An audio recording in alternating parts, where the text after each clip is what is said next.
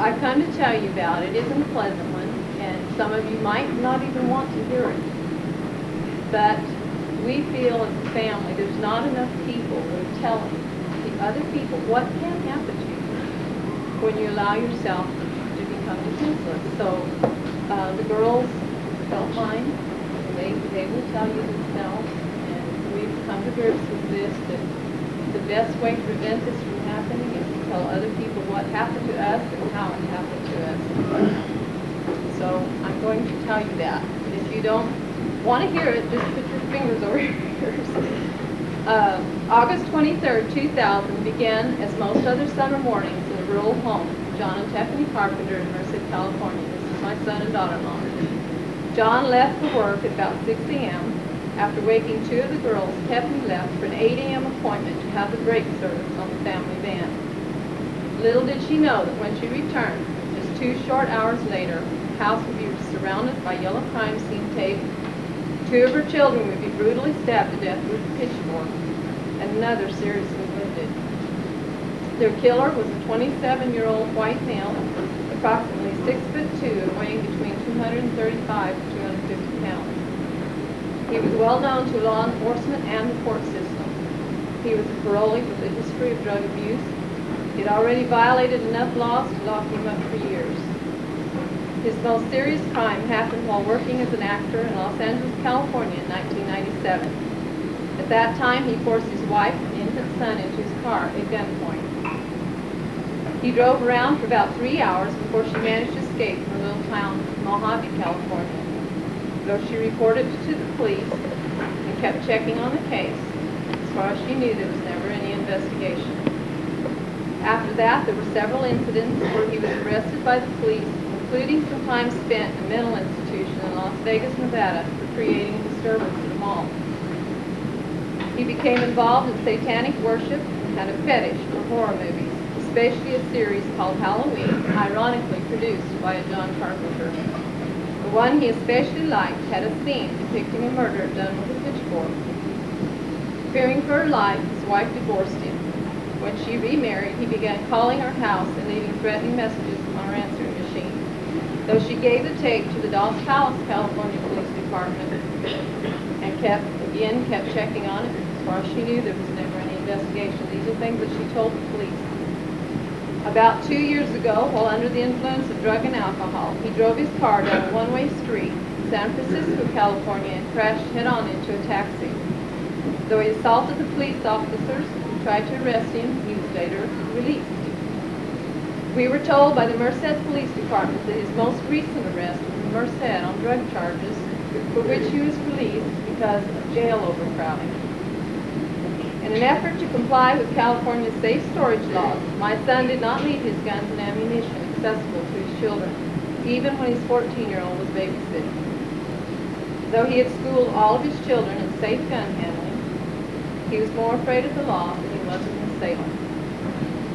Sadly, in reality, the big bad wolf does not walk up to your door and knock on it and say, "I'm going to huff and puff if you don't let me in, and I'm going to blow your house down." He doesn't do that. He comes sneaking in your garage when you're not expecting him, and he hides in there where the neighbors can't see him, and he jimmys the lock on your door with a butter knife. That's what he did in their house.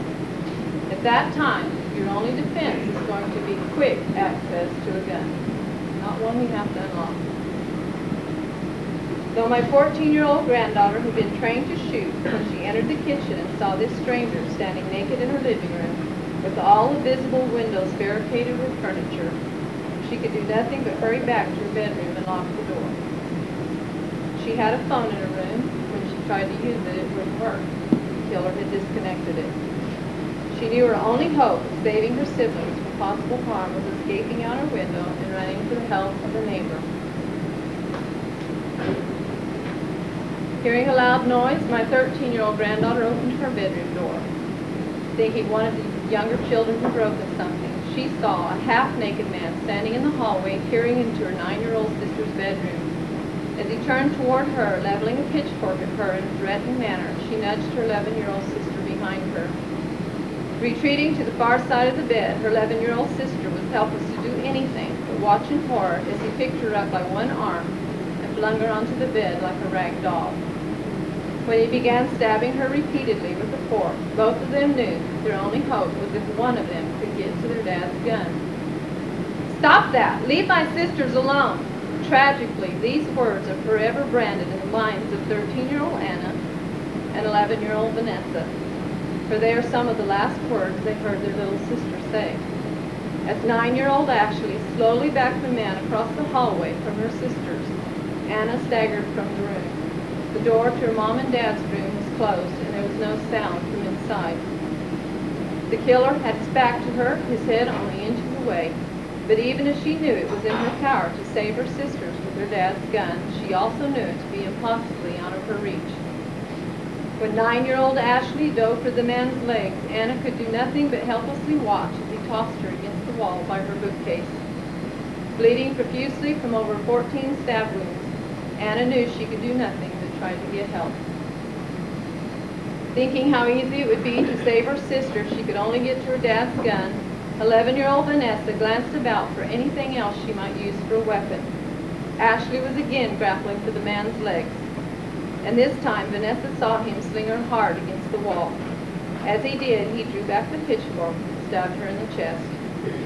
With a strength born of desperation, Ashley pushed off the wall. Again diving for his legs, she wrapped her own arms and legs about his. When he trapped her head between his knees, she looked up at Vanessa and waved a bleeding hand for her to go. Knowing there was nothing else she could do, Vanessa ran from the room. "Go! Go! Go!" Vanessa heard Ashley screaming as she leaped across the furniture the killer had used to barricade the hallway. Looking over her shoulder, she saw the man coming down the hallway after them, a pitchfork in his hand. Finding the furniture piled against all the doors and windows, they had no place left to go except down the hall past Jessica's room. "He's killed Jessica too," Vanessa started crying, but they had no time to stop and try her door. The laundry room and the door leading into the garage was all they had left. As they rounded the corner of the L-shaped hall beyond Jessica's door, they saw the heavy oak bookcase full of books blocking both remaining doors. Seeing a small gap where the bookcase did not quite reach the wall, Vanessa forced herself through it. Anna was not so lucky. Being larger than Vanessa, she could not get through. With a burst of superhuman strength, Vanessa grasped her arm and yanked her through, just as the man grabbed for her leg.